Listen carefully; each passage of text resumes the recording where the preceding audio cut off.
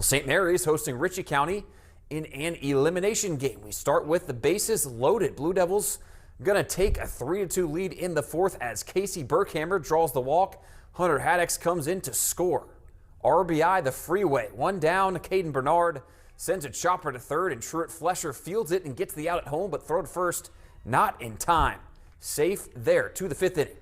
Zach Hartness finds his way aboard with a single into the left center gap. That'll do. With two outs here, Landon Shiflett sends a comebacker to the mound, and Aiden Powell fields it, and that will end the inning there.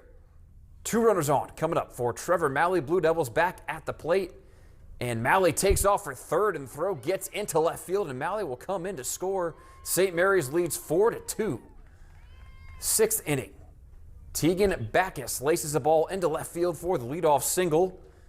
Nothing doing there, though, because on the mound, Powell locks it down, getting the strikeout and leaving the runner stranded as St. Mary's stays alive 7-2.